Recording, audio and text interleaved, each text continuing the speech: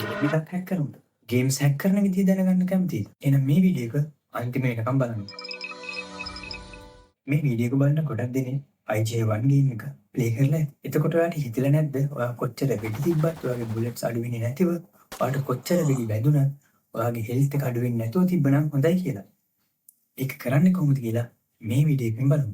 Game එක start වෙද්දී මේ ගේම් එකේ data hard drive එකේ ඉඳලා RAM එකට ලෝඩ් වෙනවා. ගේම් එක ප්ලේ කරද්දී 3D objects, game map, player position එක, health, money, ammo මේ ඔක්කොම RAM එකේ ලෝඩ් වෙලා තියෙන්නේ.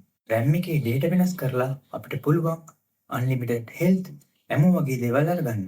cheat engine කියන software එක use කරලා පුළුවන් game එක run වෙද්දිම RAM එකේ values modify කරන්න. cheat engine කියන්නේ powerful memory scanning tool එකක්. ඒකට පුළුවන් game එකකට හරි program එකකට හරි attach වෙලා ඒකේ memory scan කරන්න. cheat engine එක use කරලා game එකක් හරියටම hack කරන විදිය සම්පූර්ණ වීඩියෝ එකක් මම post කරලා තියෙනවා Ramovers YouTube channel එකේ. link එක comment එකේ pin කරලා තියෙනවා. මේ ක්‍රමය use කරලා hack කරන්න පුළුවන් offline games විතරයි. online games වලට මේක කරන්න බෑ. හේතුව ඒ game එකේ data save වෙලා තියෙන්නේ servers වල. මේක games hack කරන්න පුළුවන් එක ක්‍රමයක් විතරයි. තව ක්‍රම ගොඩක් තියෙනවා. ඔයාලට මේ වගේ තාක්ෂණය සම්බන්ධ දේවල් දැනගන්න කැමති නම් Ramovers page එක like කරලා තියාගන්න.